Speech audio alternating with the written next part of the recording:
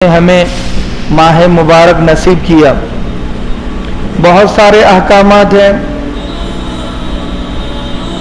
اللہ تبارک و تعالیٰ کے، لیکن زکوٰۃ ایک ایسا حکم ہے، ایک ایسا رکن ہے اور ایک ایسا فرض ہے کہ جو 12 مہینے ادا کیا جا سکتا ہے۔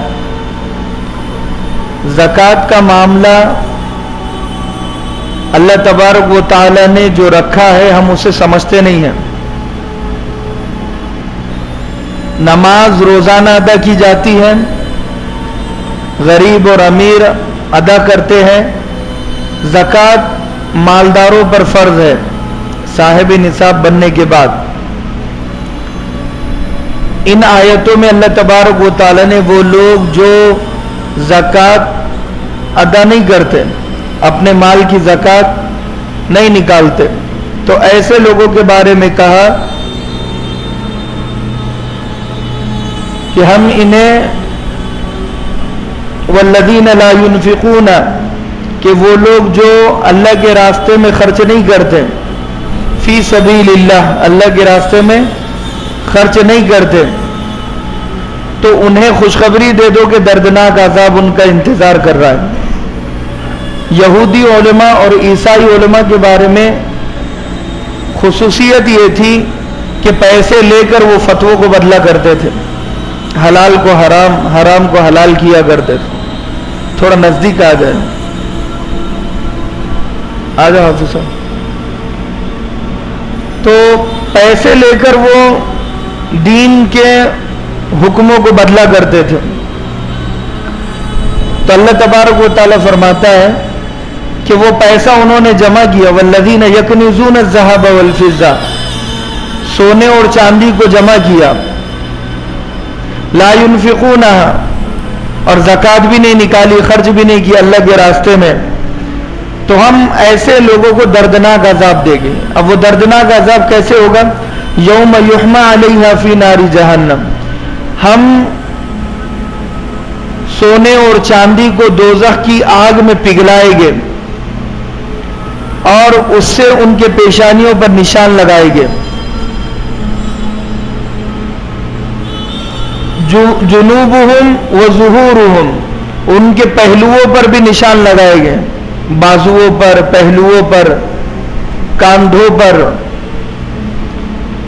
وظہورہم، اور ان کی پیٹھ پر بھی نشان لگائے گئے کہ تم زکوٰۃ نہیں دیتے تھے، تو تمہارے ہی زکوٰۃ والے مال کو ہم یعنی سونا اور چاندی کو پگھلائیں گے اور ہمیں ہی نشان لگایا جائے گا جو لوگ زکوٰۃ نہیں نکالا کرتے تھے۔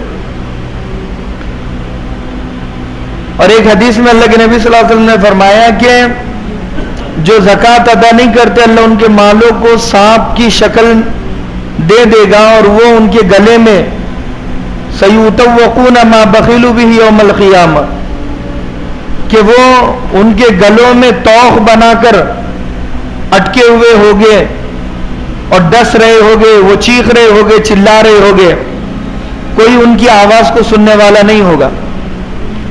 اور ہے ہی کتنی زکوٰۃ، 100 روپئے میں 2.5 روپئے، کوئی بڑی بات نہیں ہے، سال میں 1 مرتبہ دینا ہے، ڈیلی زکوٰۃ نہیں نکالنا ہے، منتھلی بھی زکوٰۃ نہیں نکالنا ہے، ویکلی بھی نہیں نکالنا ہے، ایئرلی، سال میں 1 مرتبہ، اور 2.5 روپئے نکالنا ہے، 2.5% نکالنا ہے، تو کوئی بڑی بات نہیں ہے۔ اگر اللہ ہم سے یہ کہتا کہ تم 2.5% استعمال کرو اور 97.5% زکوٰۃ دو، تو بھی اللہ کو یہ حکم دینے کا پورا حق تھا، حق حاصل ہے۔ یہ جسم اللہ کا، دیا ہوا مال اللہ کا، کیونکہ مال کی زکوٰۃ مانگی جا رہی ہے تو مال اللہ ہی کی وجہ سے تو ہے۔ ایک دکاندار نے دکان ڈالی، 1 سے 2 دکان ہوئی، تو اس دکاندار کے دل میں خیال ڈالا کہ تجھے دکان ڈالنی چاہیے، اور لوگوں کے ذہن میں بات ڈالی کہ تمہیں اس کی دکان میں جانا چاہیے، اس کو دکان ڈالنے پر لگایا اور باقی لوگوں کو اس کے دکان میں آنے پر لگایا. اگر یہ دکان ڈال کر بیٹھتا اور اللہ گراہکوں کو روک دیتا یا کوئی اس کی طرف نہ آتا تو اس کی دکان نقصان کا سبب اور وجہ بن جاتی، جبکہ ابھی یہ ذریعہ بنی ہے فائدے کا. صرف دکاندار دکان کھولنے کے بعد مطمئن نہیں ہو جاتا، وہاں سے تو اس کی فکر شروع ہوتی ہے کہ میں نے لاکھوں روپے کا مال بھر دیا، اب کیا لوگ آئیں گے مجھ سے لے گے اور وہ قیمت میں لے گے جو قیمت میں دے رہا ہوں. کیونکہ جبکہ کپڑا بیچنے والا ایک نہیں ہوتا، کئی ہوتے ہیں. تو ایسے ہی کپڑے بیچنے والے پریشان ہوتے ہیں کہ ان کے پاس سے میرے پاس آنا. کرانہ دکان والا پریشان ہوتا ہے کہ یہ ایک دکان نہیں ہے بلکہ 100 دکانیں ہیں پورے ناندیڑ میں،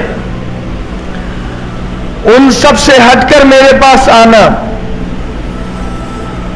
ایسے ہی سبزی والا سوچتا ہے کہ سب سے ہٹ کر میرے پاس آنا.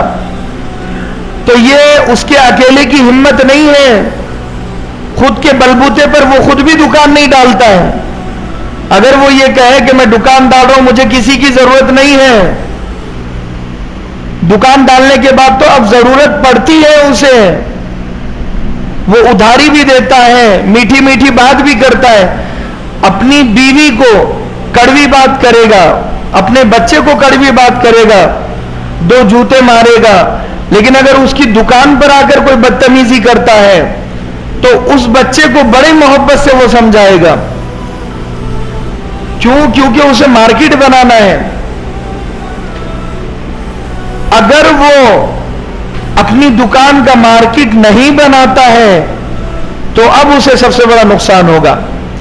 ایک دکان چلانے میں اسے کمپرومائز بہت کرنا پڑتا ہے، اپنے غصے کو شانت کرنا ہوتا ہے، تحمل، بردباری، برداشت کرنے کی کیپیسٹی اپنے اندر پیدا کرنی ہوتی ہے. روزہ رکھنے کے باوجود وہ بڑی عقل مندی سے اپنی دکان چلاتا ہے. تو کیوں ہوا؟ کیونکہ اسے پتا ہے کہ مجھے لوگوں کی ضرورت ہے، یہ لوگ ذریعہ ہے میری کمائی کا. اگر یہ لوگ ہٹ جائیں گے تو پھر یہ سامان سے میں اپنی زندگی خوشگوار نہیں بنا سکتا. خود کی دکان کا خود اگر سامان کھائے گا تو پھر یہ خود نقصان میں پڑ جائے گا. اسے لوگوں کی ضرورت ہوتی ہے.